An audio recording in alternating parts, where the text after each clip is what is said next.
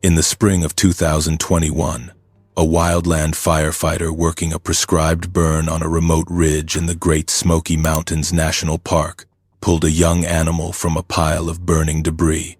He had been fighting fire in those mountains for the better part of 28 years. He had handled injured elk, relocated black bears, extracted copperheads from under equipment, and carried out a red-tailed hawk with a broken wing during a fire in Cades Cove. He thought he had seen every species the Smokies had to offer.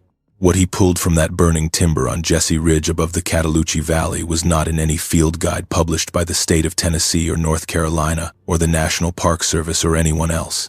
It was canine in structure, but wrong in every proportion. Too large for its apparent age, too long in the limb, a skull shape that did not match any native canid in the southern Appalachians.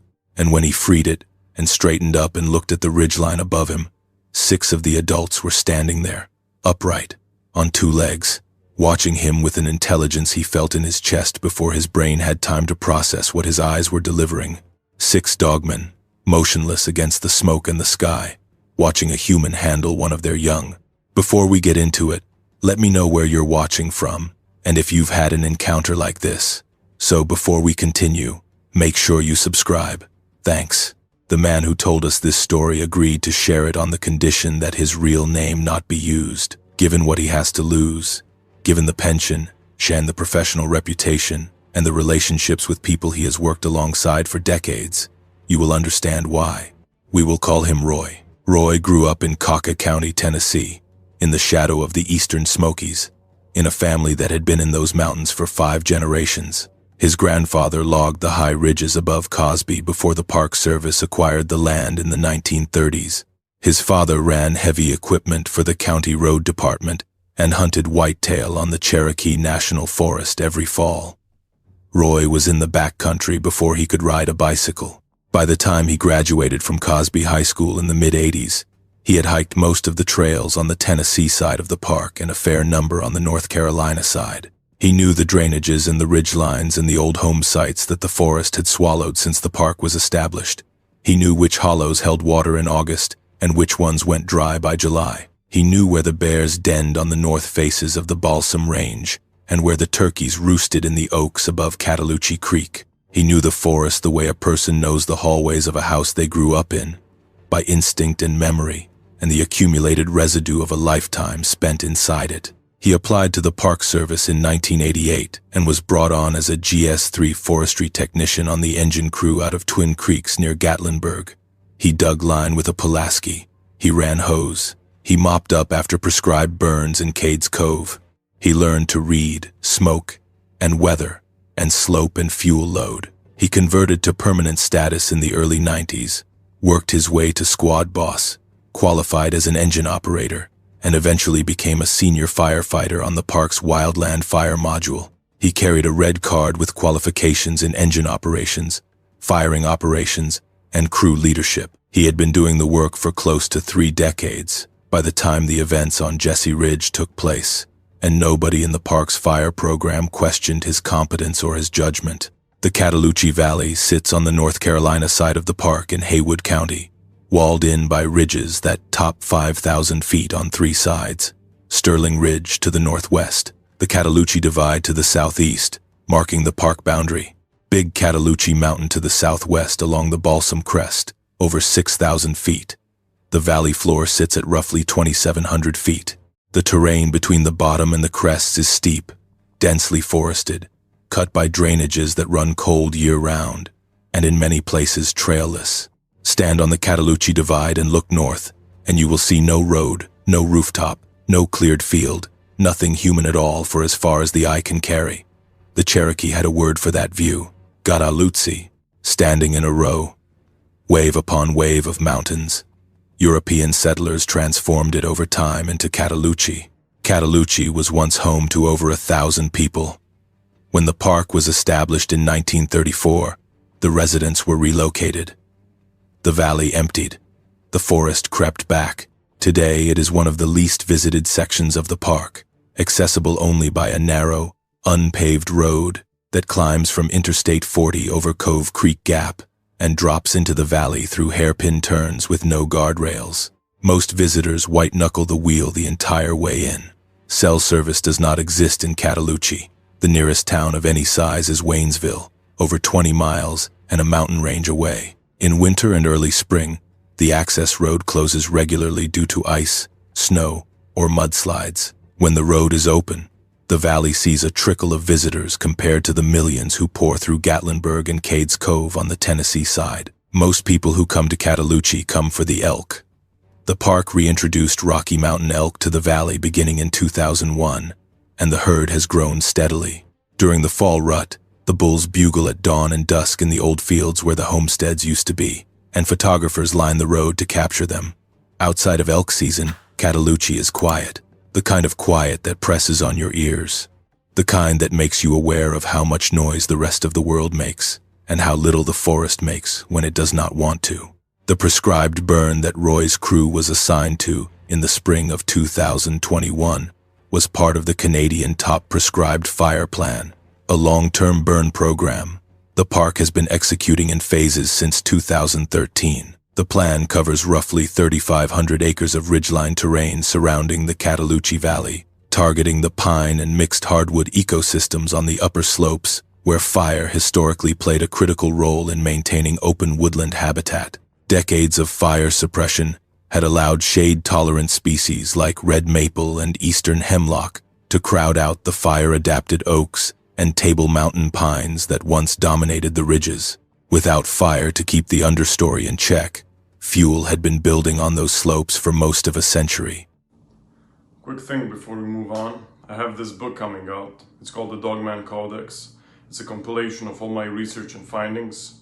Been working on it for a long time. So if you want to check that out, links down below. Now let's get you back to the video. The prescribed burns were designed to push that balance back, reducing fuel loads, opening the canopy, and returning the forest to something closer to its historical condition. The burns were conducted in units, individual sections of ridgeline that the fire planners mapped and prepared with handline and natural fire breaks before igniting. Jesse Ridge, a spur ridge running southeast from Sterling Ridge above the main valley, was one of these units. Roy's module had been working prescribed burns in the Cataloochee area on and off for years. He knew the terrain. He knew the access routes, the water sources, the anchor points where fire crews could establish themselves safely, and the drainages that channeled wind and could accelerate a fire upslope faster than a person could move on foot. The Jesse Ridge burn was planned for late April, when conditions in the southern Appalachians typically offer a window of moderate temperatures, manageable humidity, and predictable wind before the spring greenup reduces fire behavior to the point where burning becomes ineffective.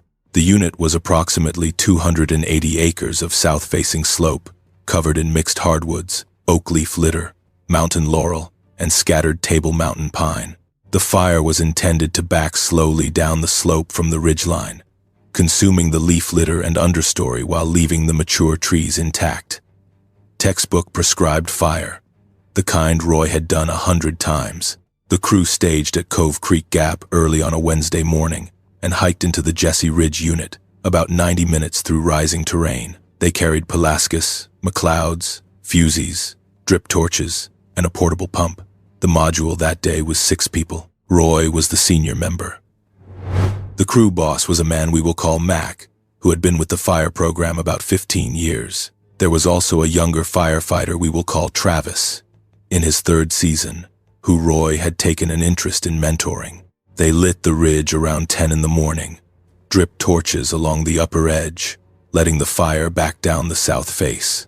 Temperature in the mid-50s, relative humidity around 40%, wind out of the northwest at 5 to 8, steady. The fire moved slowly, consuming leaf litter in a low, creeping flame that rarely topped 18 inches. Exactly what the plan called for. Down in the valley, the elk grazed in the old Palmer fields, oblivious. By early afternoon, the crew had established good black along the ridgeline, and the fire was backing steadily downslope through the unit. Roy was working the eastern flank with Travis, monitoring the fire's edge where the burn unit bordered unburned timber along a drainage that dropped steeply toward Caldwell Fork. The flank was holding. The drainage created a natural moisture break that the fire was not crossing. Standard operations. Roy sent Travis back toward the ridge to check in with Mac and the rest of the crew, and he continued east along the flank by himself, walking the line, watching for spots that might have jumped the drainage and checking that the fire edge was clean. He was about a quarter mile from the rest of the crew when he heard the sound. Roy had been in the Smoky Mountains for the better part of 30 years. He knew what a black bear sounds like when it is stressed, when it is warning you off, when it has cubs nearby and wants you gone. He knew what a bobcat sounds like when it screams, a sound that stops your heart the first time you hear it and makes you check your surroundings the 100th time. He knew what a barred owl sounds like at midday, what a raven sounds like when it is mobbing a raptor, what a bull elk sounds like during the rut when the bugle carries for a mile through the hollows. He knew the forest vocabulary of the southern Appalachians as well as any person alive. What he heard, coming from the downslope timber below the fire's edge, was not in that vocabulary. It was a vocalization, high-pitched, structured, and urgent. It came from below the fire line, maybe 80 yards downslope, somewhere in a tangle of deadfall and rhododendron at the head of the drainage. Roy's first thought was that a bear cub had gotten separated from its mother and was caught in the fire's path. Black bears with cubs are common in the Cataloochee backcountry, and a prescribed burn can disorient a sow enough that she moves away from the fire without accounting for all her young. He had dealt with that situation twice before in his career. Both times, the cub was fine once the fire passed, and the sow came back for it. But neither time had the cub sounded like this. The pitch was wrong, too sharp and too layered, as if the sound contained multiple tones at once, and there was a rhythmic quality to it. A repeating pattern in the cry that did not sound like distress alone. It sounded like distress directed at someone, as if the animal was calling for help and expected something specific to respond. Roy keyed his radio and told Mac he was going to check on a possible animal in distress below the fire edge on the eastern flank. Mac copied. Roy started downslope. The terrain dropped fast. The drainage headwall was steep, maybe a 40-degree pitch, covered in loose leaf litter that the fire had not reached yet, slick under his boots. Rhododendron grew thick along the drainage, and he had to push through it with his arms, shoving the waxy branches aside and stepping over roots that grabbed at his ankles. The smoke was thicker down here, pooling in the drainage the way cold air pools in a valley, and it cut his visibility to maybe 30 yards. The vocalization kept coming, louder now, more insistent, and Roy could hear something else underneath it, a sound of movement, of something heavy shifting against wood and rock, struggling. He came around a stand of hemlock and found the source. A large deadfall, 3 or 4 mature oaks that had come down in a windstorm sometime in the previous year, lay across the drainage in a jackstraw pile. The fire had reached the upper end of the deadfall and was working slowly through the dry bark and branches, producing smoke and flame that climbed 8 or 10 feet where the wood was driest, and pinned beneath one of the fallen trunks, wedged between the trunk and a boulder, something was trapped. Roy saw it and stopped moving. His feet simply stopped, as if the ground had grabbed them, and he stood there looking at what was caught in the deadfall, while his brain ran through every animal he had ever seen in the Smoky Mountains, and failed to produce a match. It was roughly the size of a large dog, maybe 80 pounds, maybe 100. Its body was covered in a dark coat, brown, almost black along the back and lighter through the chest and belly. It was lying on its side with one rear leg pinned beneath the oak trunk, and its front limbs braced against the boulder, pushing, trying to lever itself free. The head was what stopped Roy's breathing. The skull was elongated, with a pronounced muzzle that extended forward several inches farther than any dog's would on a body that size. The ears were large, pointed, and set high on the skull, standing erect even in distress. The eyes were open and looking directly at him, amber, clear, intelligent in a way that he could not define in the moment but that he would try to describe to me months later and struggle with the words each time. He said the eyes understood him. He said that was the closest he could get to what he felt when those eyes locked onto his and held. The animal understood that he was a separate being with separate intentions, and it was trying to determine what those intentions were. Roy is not a man who freezes under pressure. Wildland firefighters cannot afford that luxury. Fire does not wait for you to process your emotions. But he stood there for what he estimated later was 10 or 15 seconds, watching the trapped animal watch him, while the fire crept closer through the deadfall and the smoke thickened around them both. Then the animal vocalized again. Not the same call he had heard from the ridge, shorter, directed at him. A single syllable, low and urgent, that carried something he can only describe as a request, and Roy moved. He pulled his Pulaski off his pack harness and went to the oak trunk that had the animal pinned. The trunk was maybe 14 inches in diameter, not impossibly heavy but wedged against the boulder in a way that made it hard to shift. The fire was 15 feet from the animal's position and moving. Roy could feel the heat on the back of his neck. He swung the Pulaski's flat end under the trunk and levered upward, driving his weight down on the handle, and felt the trunk lift maybe 2 inches. The animal scrambled. Its front claws dug into the soil and rock, pulling, and Roy could see the muscles under the hide working, thick and defined, stronger than anything that size should have been. He heaved again on the Pulaski. The trunk lifted another 3 inches. The animal pulled its leg free and rolled away from the boulder in a single fluid motion that carried it 5 feet downslope before it came upright. Upright. On 2 legs. Standing. The animal Roy had been looking at on the ground. An animal he had been trying to categorize as an injured canine, an odd-looking dog, a deformed coyote, something, anything that would fit into the world as he understood it, was standing on its hind legs, not rearing up the way a bear does to get a better view. Standing the way a person stands. Balanced. Stable. The rear legs were built for it. Digitigrade. With a forward bend at the knee that looked wrong by human standards but was clearly functional. The front limbs hung at its sides. Not forelimbs, arms, with hands, 5 digits visible on each, curled slightly, with dark nails that caught the firelight. It stood there facing Roy for maybe 3 seconds. It was young. He knew that with the certainty of a man who has spent his life assessing wildlife in the field. The proportions said juvenile. The body had not filled out yet. The head was slightly oversized relative to the torso, the way a puppy's head is. The coat was less dense than it would be on a mature animal, and the eyes, those amber, terrifyingly aware eyes, held a quality that a mature predator's eyes would not. Uncertainty, caution, the wary intelligence of a young animal assessing a situation that it does not have enough experience to fully evaluate. Then it turned and ran downslope through the rhododendron on 2 legs, covering ground with a loping stride that carried it out of sight in seconds. Roy stood in the smoke with the Pulaski in his hand, and the fire eating the deadfall 6 feet from where he had just been kneeling. His hands were shaking. The Pulaski handle rattled against his thigh. His mouth had gone dry, and his heart was hammering with a force that he could feel in his temples, and the backs of his hands and the pit of his stomach. He had been in situations where fire behavior changed faster than the plan could accommodate, where he had to run, where the heat got close enough to singe the hair on his arms, and none of those situations had produced the physical response he was experiencing now, because those situations, however dangerous, had been comprehensible. They fit inside a world he understood. What he had just seen did not fit inside anything. He looked up. The ridgeline above him, maybe 200 yards upslope, was visible through gaps in the smoke where the fire had already burned through and the air was clearing. The ridge was backlit by the afternoon sun filtering through the residual haze. And against that light, silhouetted with the clarity of a paper cutout held against a lamp, 6 figures were standing on the crest. They were upright.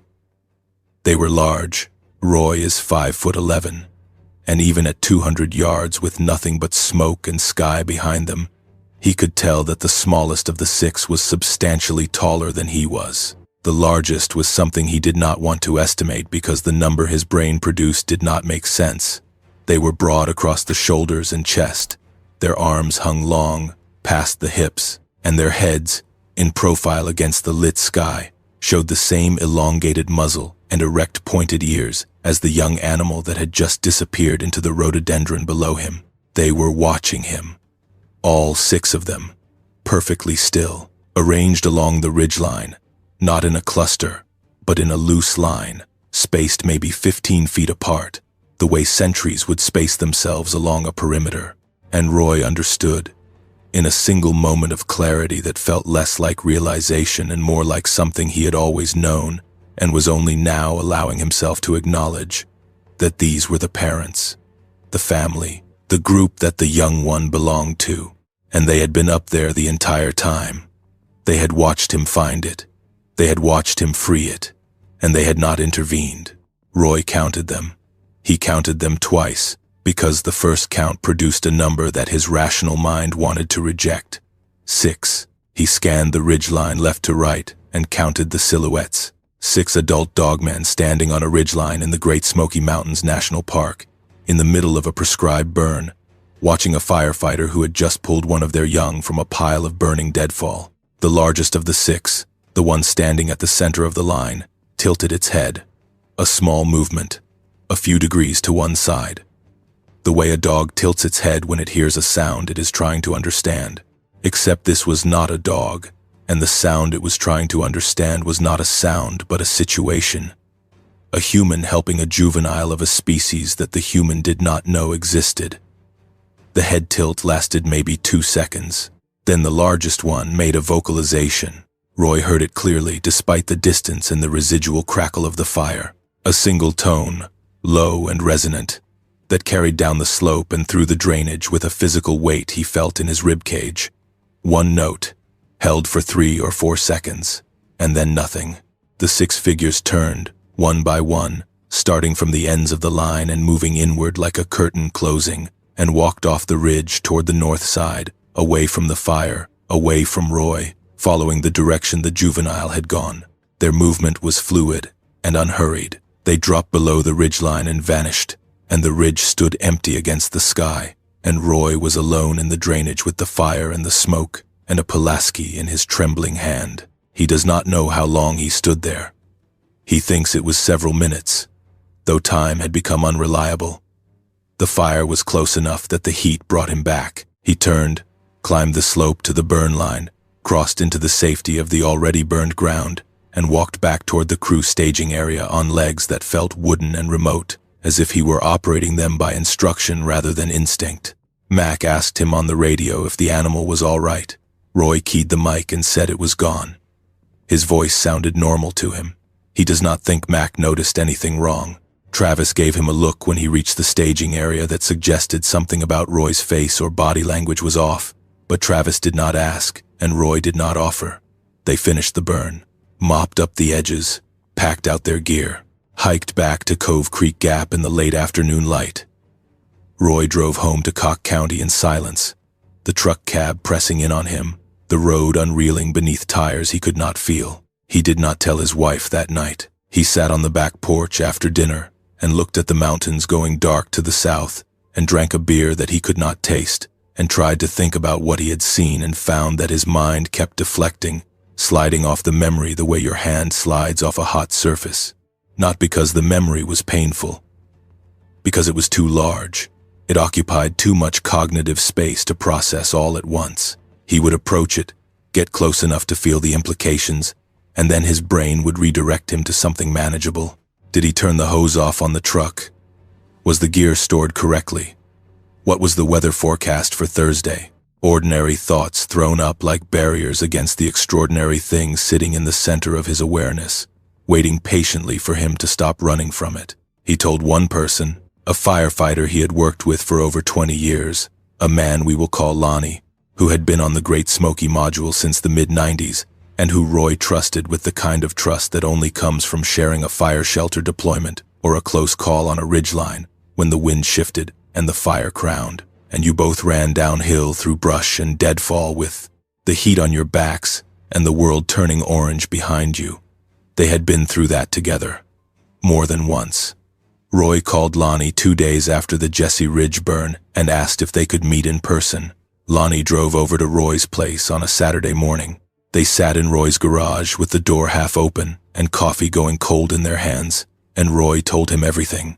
The vocalization, the deadfall, the juvenile, the eyes, the standing upright, the 6 figures on the ridge, the head tilt, the single low vocalization from the largest one, the departure, all of it, delivered in the flat, precise language of a man who has been trained to give situation reports, and who falls back on that training when the situation exceeds his emotional capacity to describe it any other way.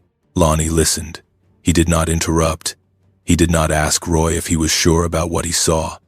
He did not suggest alternative explanations. When Roy finished, Lonnie was quiet for a long time, looking out through the half-open garage door at the tree line behind Roy's property, and then he told Roy what he had not expected to hear. He said he had heard something on the Sterling Ridge Fire Road in 2018 during a late-night monitoring shift on a wildfire that had sparked from a lightning strike near Mount Sterling. He said he had been sitting in the truck with the windows cracked. Listening for fire behavior changes the way you do on a monitoring shift, and sometime around 1 in the morning, he heard a vocalization from the timber above the road that he could not identify. He said it was low, structured, and came from something large. He said it lasted maybe 5 seconds, and then there was a response from a different direction, deeper in the forest, a similar sound at a different pitch. He said he rolled up his windows and drove back to the staging area and never mentioned it to anyone because there was nothing to report. A sound in the dark that you could not identify was not an incident. It was not anything. It went in no report and produced no follow-up and existed only as a piece of information that Lonnie carried with him and filed away in the part of his mind where he kept things that did not fit the world as he needed it to work. When Roy described the vocalization from the largest figure on the ridge, Lonnie said it matched. The same register, the same structure, the same weight in the chest. They sat in the garage for 3 hours. Roy showed Lonnie photographs he had taken at the deadfall site the day after the encounter, when he had gone back alone on his day off, driving the narrow Cataloochee Road and hiking to the drainage below Jesse Ridge in the early morning light. The deadfall was partially burned. The oak trunk where the juvenile had been pinned was charred on one side, and in the soft soil of the drainage bottom, in a strip of wet earth along the creek that fed into Caldwell Fork, Roy had found tracks. The tracks were canid in morphology. 4 toe pads with claw marks, arranged around a central pad, but the size was wrong. Each track measured roughly 6 inches long by 5 inches wide. A gray wolf, which has not existed in the southern Appalachians for over a century, leaves a track roughly 4.5 inches by 3 3/4. A large domestic dog, a mastiff or a Great Dane, might approach 5 inches in length. What Roy was looking at exceeded the measurements of every canid in the North American Field Guide, and the stride pattern was bipedal. The tracks ran along the creek bank in a 2-footed walking gait, with a stride length Roy measured at 46 inches. He photographed them. He measured them with the tape he carried in his fire pack. He took GPS coordinates. He did everything his professional training told him to do when documenting wildlife sign in the field. Except the wildlife he was documenting had no classification, no scientific name, no entry in any database maintained by the park or the state or the federal government. He found smaller tracks alongside the larger ones. The juvenile, tracks maybe 4 inches long, same canid morphology, running in the same bipedal pattern with a shorter stride. The juvenile was walking upright. Beside an adult, 2 sets of tracks moving north along the drainage, away from the burned ridge, heading deeper into the backcountry toward the interior of the park, where the terrain gets steep enough and the forest gets dense enough that a human would need a machete and 2 days to cover what these creatures apparently covered in a time. Night. If you have spent time in the Cataloochee Valley, if you have driven that narrow road over Cove Creek Gap and walked the old fields where the elk graze at dusk, if you have hiked the Caldwell Fork Trail into the deep timber, where the forest closes overhead and the light goes green, and the only sounds are water and wind, and the occasional crack of a branch that your brain tries very hard to attribute to a deer or a squirrel, let me know in the comments, because the reports I have been collecting from that area over the past year tell a story that lines up with what Roy found on Jesse Ridge in ways that are difficult to dismiss. Roy went back to the drainage 3 more times over the following 2 weeks. Each time he found new evidence. The tracks appeared consistently along the creek bottom, always bipedal, always in groups of 2 or more sets, suggesting multiple individuals traveling together. On his 3rd visit, he found tree markings, deep vertical gouges in the bark of a yellow birch about a mile upstream from the deadfall site, running from roughly 4 feet off the ground to just above 7 feet, 4 parallel marks in each group, spaced at intervals that matched a hand with a span of about 10 inches. The gouges were fresh.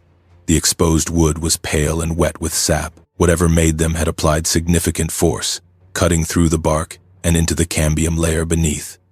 Roy had measured thousands of black bear claw marks in his career. Bears leave marks at heights corresponding to their standing reach, typically 5 to 6 feet for a mature male. These marks were higher.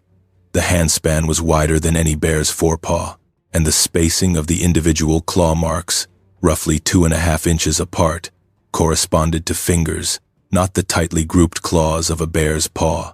He found a second marked tree 200 yards from the first, and a third about a quarter mile downstream.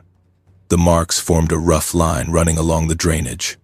Territorial marking. Roy knew the behavior from decades of studying black bears in the park, an animal defining the edges of its claimed space, leaving signs that others of its kind could read and interpret.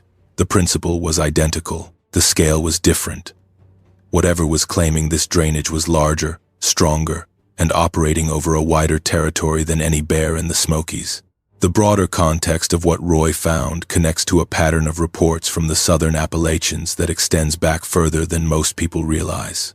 The Great Smoky Mountains and the surrounding ranges have produced encounters with upright canine beings for generations, though the reports have never been aggregated or studied systematically, because no institution exists that would take responsibility for doing so.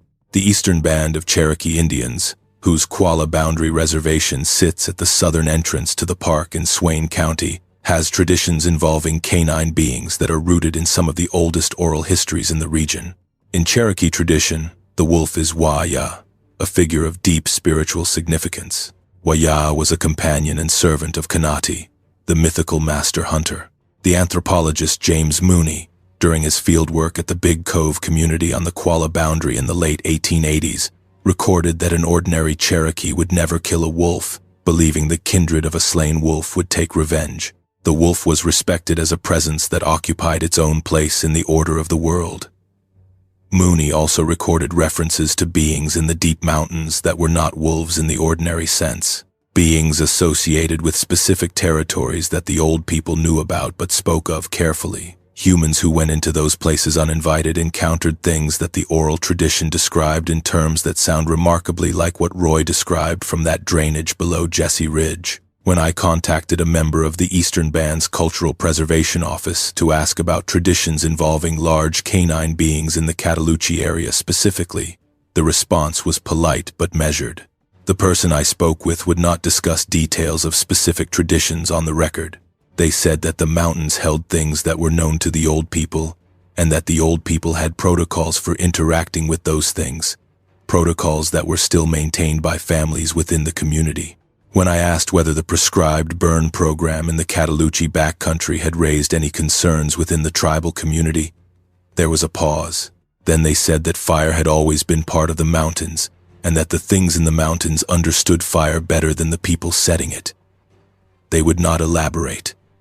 The conversation ended shortly after. That careful boundary setting is itself a kind of evidence. It matches a pattern that Linda Godfrey documented across the Great Lakes region over 3 decades of research into encounters with upright canine beings. Indigenous communities that have traditions describing beings matching Dogman reports tend to respond to outside inquiries, not with disbelief or ridicule, but with quiet acknowledgement, followed by a firm refusal to discuss specifics. The beings are known. They are not new. And the reasons for not discussing them with outsiders are rooted in relationships with the land and its other inhabitants that predate European contact by thousands of years. What Roy observed on Jesse Ridge connects directly to patterns Godfrey identified across hundreds of cases. The upright posture, the canine head, the amber eye shine, the group coordination, the territorial marking, and the deliberate restraint. 6 adults watched a human handle one of their young and chose not to intervene. They could have. They were above Roy. On ground they knew. They outnumbered him. Every protective instinct should have driven them downslope. They did not. They watched. They allowed the human to finish, and when the juvenile was free, they departed without aggression, without threat, with only a single vocalization from the largest individual. That restraint implies calculation, not instinct. The kind of real-time decision-making that requires understanding what a human is capable of, and the ability to weigh consequences against the urge to protect a member of the group. Wolves make similar calculations, but on a species level, encoded in generational behavior. What Roy observed was operating higher, individual assessment based on the specific behavior of the specific human in front of them. The human was helping, and the adults understood the distinction. Roy's colleague Lonnie connected the Jesse Ridge encounter to something he had been carrying for years. During a 2018 wildfire on Sterling Ridge that burned about 400 acres, the fire crew used thermal imaging to monitor the fire's progress at night. During 3 consecutive nights, the vehicle-mounted thermal unit recorded heat signatures in the unburned timber north of the fire that the crew could not attribute to known wildlife. Large signatures, bipedal in posture, moving along the ridgeline in groups of 2 and 3. They appeared after midnight and were gone before dawn. The crew logged them as elk, which was the only classification available, and the only explanation that would not trigger a conversation nobody wanted to have. Lonnie told Roy that the crew had discussed the signatures privately. 2 of the 6 crew members on that fire had seen the thermal images in real time and knew they were not elk. Elk produce a thermal signature that is immediately recognizable to anyone who has spent time monitoring wildlife with thermal equipment. 4 legs, horizontal spine, head carried at neck height. These signatures were vertical, upright, with proportions that matched a tall, broad-shouldered bipedal figure. The 2 crew members who recognized what they were looking at said nothing in their official reports. One of them told Lonnie privately, months later, that he had replayed the thermal recordings on his personal laptop and measured the figures against the trees they passed, which had known heights on the park's forest inventory maps. His estimate was 7 to 7.5 feet tall. He deleted the recordings afterward. Nobody told him to. He simply did not want them on his computer. He did not want to look at them again. He did not want to be the person who had them if anyone ever asked. Lonnie told Roy there was more. A trail crew working the Boogerman Loop in Cataloochee in 2019 had reported an unusual smell near a creek crossing, heavy and musky, strong enough that 2 crew members refused to work that section. A ranger hiked in 3 days later and found no carcass, but noted vertical scratch marks on trees at unusual heights. He attributed them to bears. Lonnie had seen that field log entry and recognized the marks. They matched what Roy had been finding below Jesse Ridge. That keeps these observations undocumented is identical to what has been described by witnesses in every Dogman encounter I have investigated. The National Park Service's Wildlife Observation Database has categories for every species documented within park boundaries. Black bear, white-tailed deer, elk, red wolf, in the experimental population reintroduction area in the western Smokies, bobcat, coyote, the occasional cougar sighting, which the park handles carefully, because the eastern cougar was officially declared extinct by the Fish and Wildlife Service in 2018, and any confirmed sighting would trigger a regulatory cascade that nobody in the bureaucracy wants to manage. The database has no category for an unclassified large bipedal canid. There is no form. There is no drop-down menu. There is no incident code. If Roy had filed a report describing what he saw on Jesse Ridge, the system would have no place to put it. His supervisor would have read it, looked at Roy, and started a conversation that would have ended Roy's career in a building where he had spent the better part of 3 decades building a reputation as someone whose field observations could be trusted. That reputation is the currency that matters most in wildland fire. Your crew trusts you because they believe your situational awareness is sound. Your supervisors deploy you to complex fires because they believe your judgment is reliable. Your qualifications, your red card, your ability to lead other people into dangerous environments, all of it rests on the assumption that when you say you saw something, you saw it, and that your interpretation of what you saw reflects reality. Roy understood that filing a report about 6 upright canine creatures on a ridgeline in the Cataloochee backcountry would not prompt an investigation. It would prompt an evaluation of him, his mental health, his fitness for duty, his suitability for continued employment in a position that requires sound judgment in high-stress environments.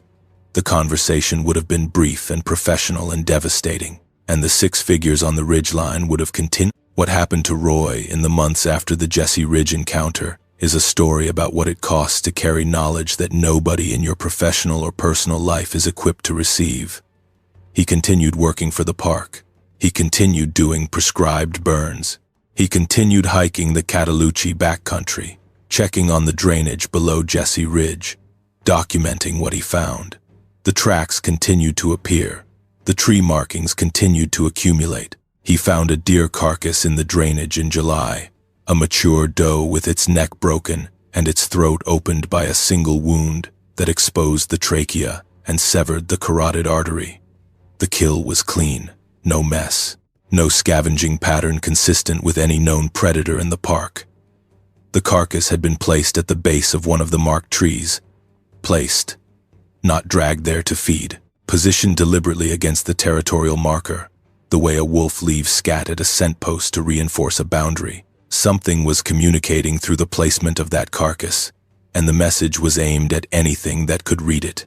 Roy photographed the carcass and added the location to the growing map he kept in a notebook in his home office. The map covered the drainage from the Jesse Ridge burn site downstream to where Caldwell Fork emptied into Cataloochee Creek. Over the course of that summer and fall, the data points accumulated until the pattern became clear. A territory, defined by tree markings along its boundaries, centered on the drainage and extending upslope on both sides into terrain that was steep, dense, and effectively inaccessible to anyone who was not specifically trying to reach it. The territory covered roughly 8 square miles of backcountry in the heart of one of the most remote sections of the most visited national park in the country. What struck Roy about the territory was its relationship to the elk herd. The Cataloochee elk grazed the valley floor and the lower slopes, and the territory Roy mapped began precisely where their habitat ended. Below that line, elk moved freely. Above it, Roy found no elk sign at all. No tracks, no browse, no scat. In 3 decades of working the area, he had seen elk wander upslope into timber regularly. Their staying below an elevation contour matching the lower boundary of the marked territory suggested they knew what occupied the ground above them. Prey animals learn where a predator claims territory faster than any biologist can map it. 12 million people a year go through the Great Smoky Mountains National Park. The vast majority stay on the main roads and the paved interpretive trails. They never set foot in the backcountry. The terrain where Roy found his evidence is off-trail, upslope, in the kind of ground that requires a compass and hours of pushing through rhododendron thickets to cover a mile. The creatures have chosen their territory with a precision that suggests they understand human traffic patterns as well as the Park Service does. They occupy the margins, the steep drainages, the north-facing slopes where the canopy blocks the sky. They have built a life in the gaps between human activity, inside a park with hundreds of employees, none of whom have officially documented what lives there. Roy noticed changes in his own behavior that fall. He stopped hunting. He had bow hunted whitetail on the Cherokee National Forest every October since he was a teenager, a tradition that connected him to his father and his grandfather, and the mountains that had shaped his entire family's identity for generations. In October of 2021, for the first time in his adult life, he did not buy a license. His wife asked about it. He said he was not feeling it this year. She looked at him the way she had been looking at him for months, with a quiet attention that told him she knew something had changed and was waiting for him to tell her what.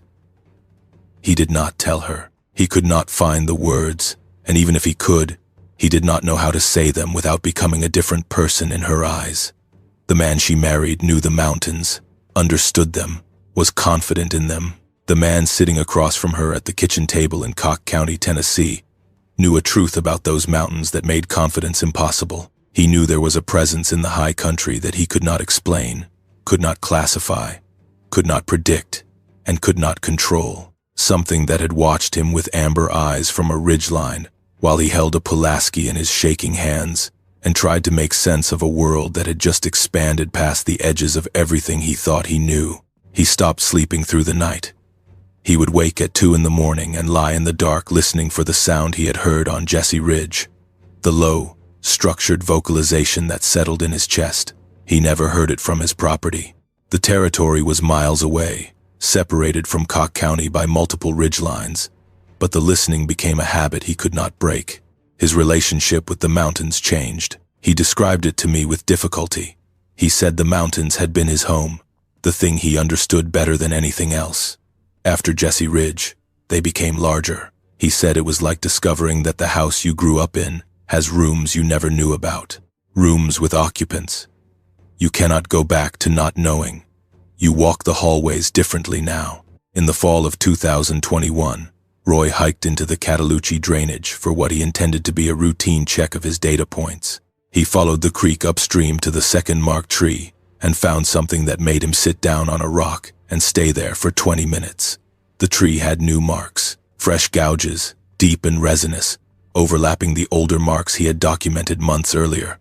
But these new marks were different. They were lower on the tree, starting at about 3 feet and running up to roughly 4.5 feet. The hand span was smaller. The claw marks were shallower. The juvenile had marked the tree. The young animal Roy had pulled from the burning deadfall had survived, had grown, and was now old enough to participate in the territorial marking behavior of the group. It was learning to claim the territory the way the adults claimed it, and it was marking the same tree that had been marked by an adult, adding its own sign to an established boundary post.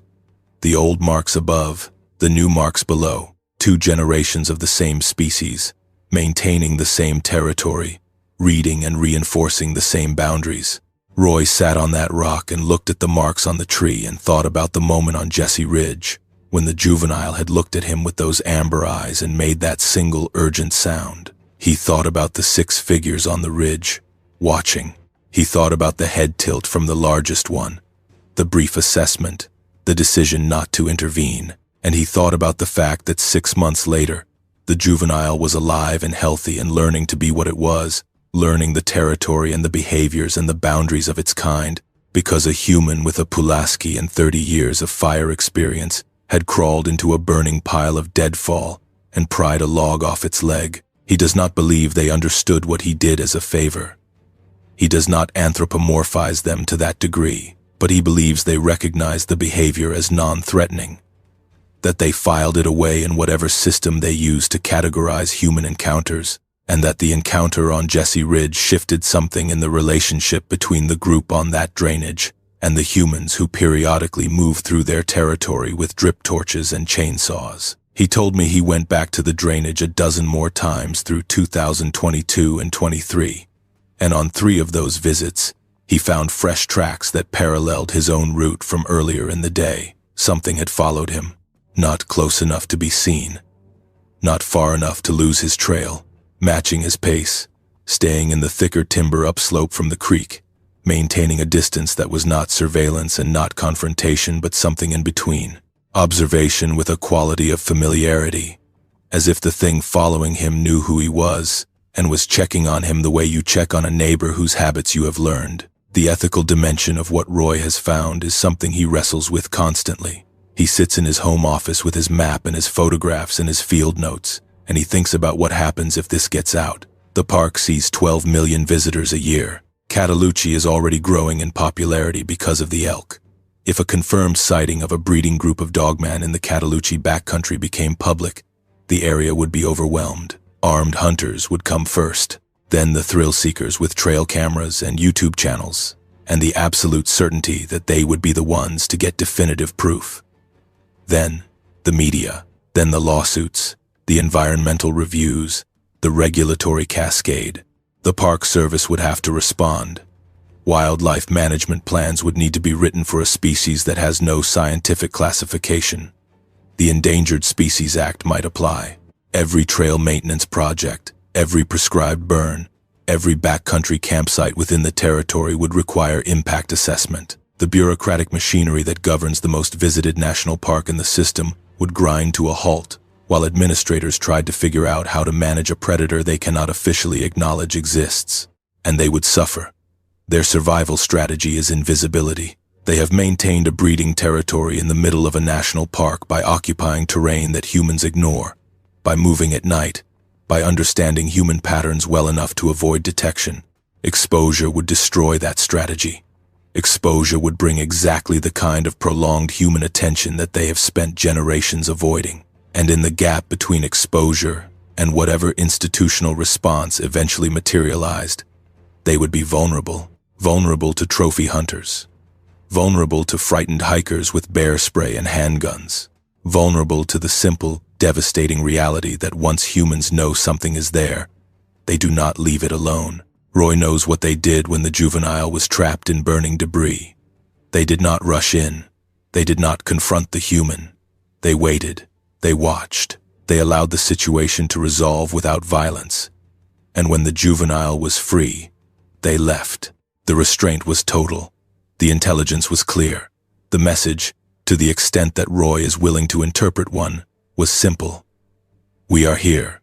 We see you. We have chosen to let this interaction pass without conflict. The least Roy can do, having been granted that grace, is protect their anonymity, the way he would protect any witness who trusted him with information that could destroy their life if it became public. The connection between the Jesse Ridge encounters and the broader Dogman phenomenon in the Appalachian region is supported by decades of scattered but consistent reports. Linda Godfrey documented cases from the eastern seaboard to the upper Midwest, and the behavioral profile she identified: nocturnal activity, territorial marking, camera awareness, coordinated group movement, deliberate avoidance of human confrontation, holds across every geography where credible sightings have been reported.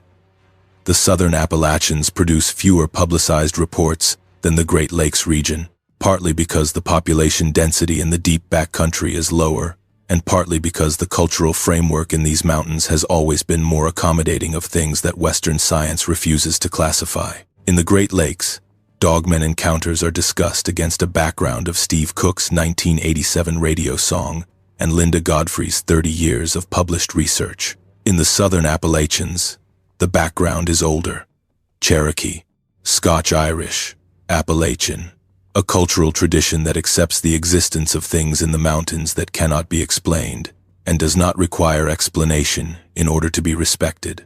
The 1887 lumberjack encounter in Wexford County, Michigan, which most researchers cite as the first modern Dogman report, occurred 3 years before James Mooney began his field work at Big Cove on the Qualla boundary. Mooney's records include references to canine beings in the mountains that the Cherokee treated as real presences in the landscape, beings associated with specific territories that were recognized and avoided. If you lay the Cherokee oral tradition alongside the Michigan lumberjack account and the Bray Road encounters in Wisconsin and the Land Between the Lakes incident in Kentucky, a pattern emerges that extends across the entire eastern half of the continent and back in time to a depth that Western documentation cannot reach. The Dogman is not a recent phenomenon. It is not an isolated population in one forest or one state. It is a species, or a type, or a category of being that has occupied the same ecological niche across an enormous range for longer than any European language record can account for. The indigenous traditions that describe it are not folklore. They are field data from observers who had the land to themselves for 10,000 years before anyone showed up with a different epistemology and started calling their observations mythology. Roy retired from the National Park Service in the spring of 2024. He was 57. He had planned to work until 62, but the contradiction between what he knew and what he was required to pretend he did not know had become unbearable. He was conducting prescribed burns in territory he knew was occupied by a species the park did not acknowledge, filing fire management reports that excluded the most significant wildlife observation of his career, leading crews into terrain where he had documented a breeding group of large predators and saying nothing, because saying anything would have ended his career and accomplished nothing. The system has no mechanism for what he knows. The report forms have no fields. The databases have no categories. The people who run the system have careers and families that depend on working within it as it exists, not as it would need to be rebuilt to contain what Roy found. Roy still lives in Cockett County. He still drives past the eastern entrance to the park on his way to town. He still looks at the mountains the way he has always looked at them, with the eye of someone who grew up inside them and understands what they hold. But the understanding has a different quality now. It has depth. It has rooms behind the walls.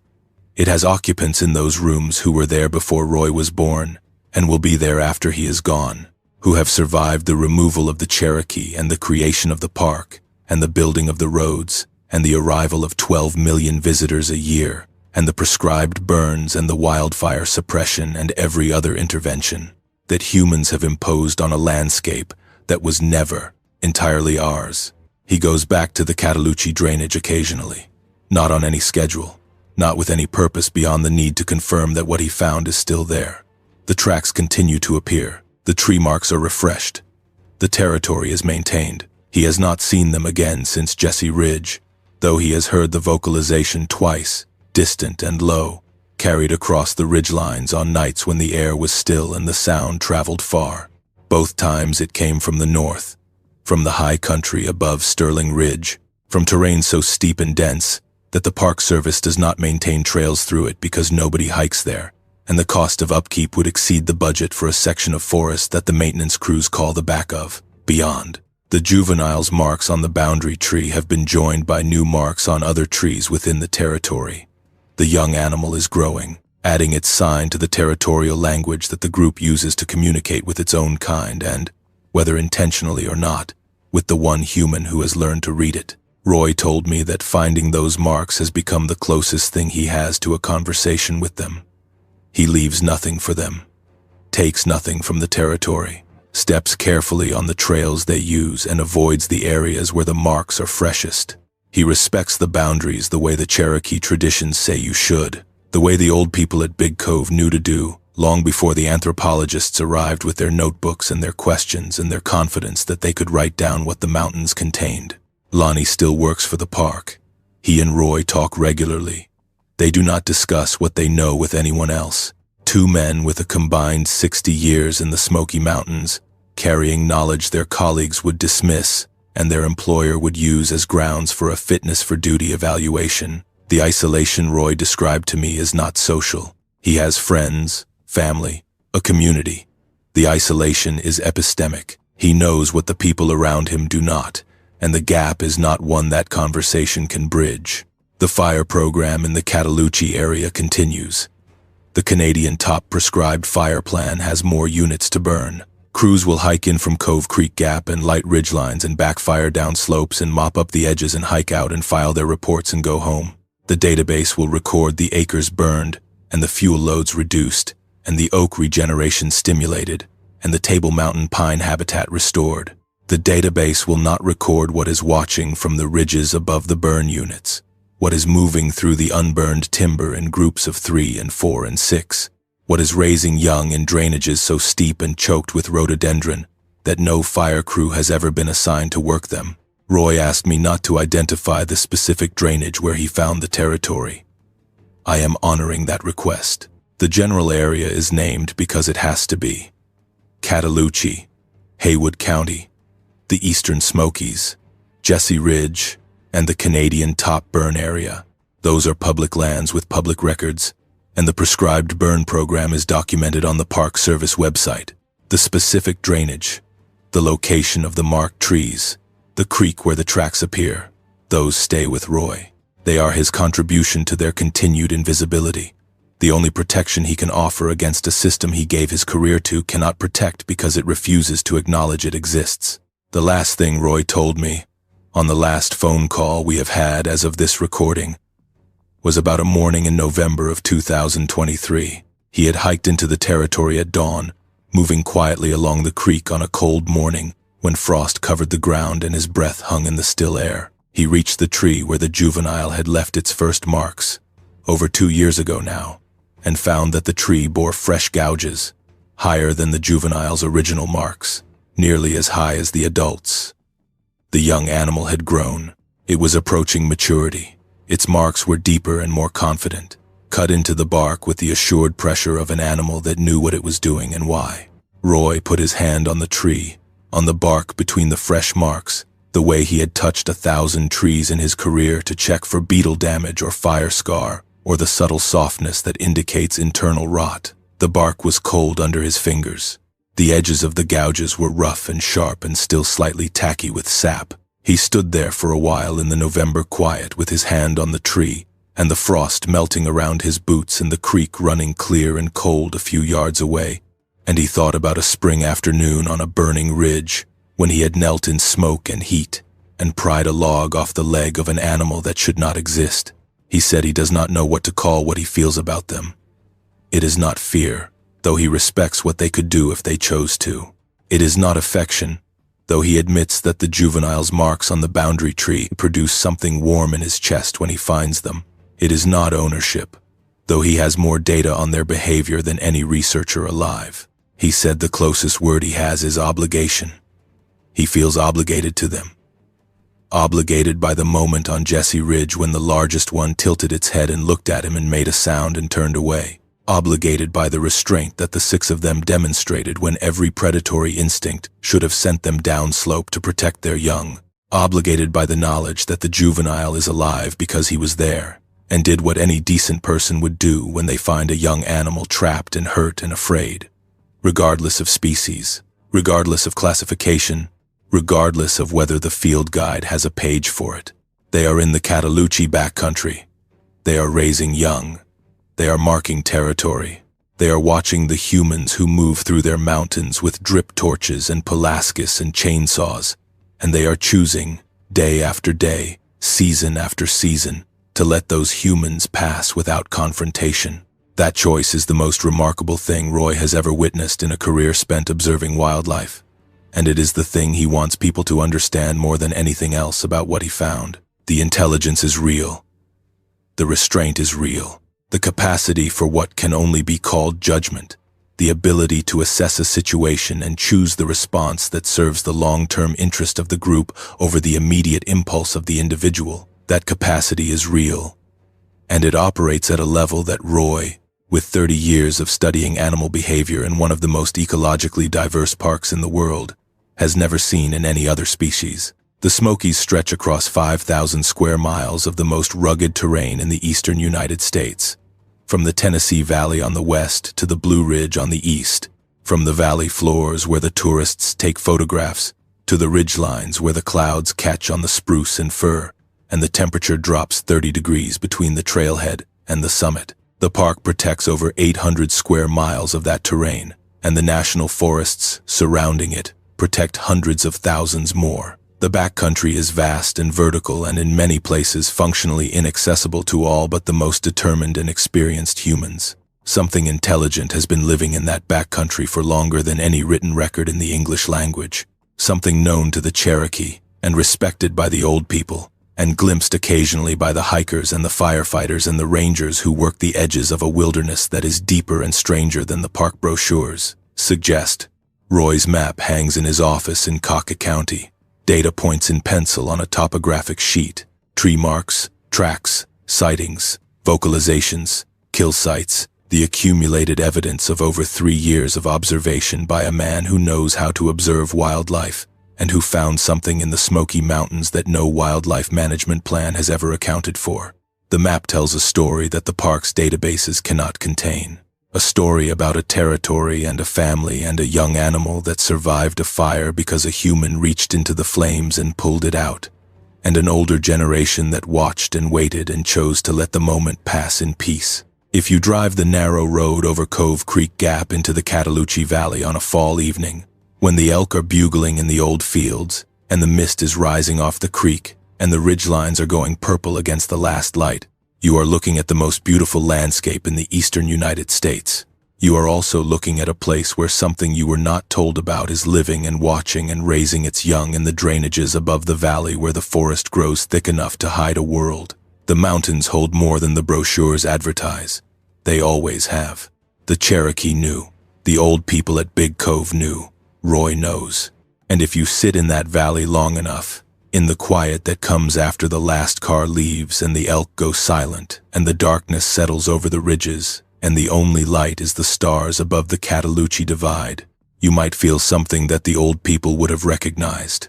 A presence, a weight in the forest that is not wind and not wildlife and not your imagination. Something ancient and patient and aware, watching from the high ground with amber eyes, maintaining boundaries that were drawn before the first road was carved into these mountains, waiting for the humans to go home so the night can belong to the things that have always owned it.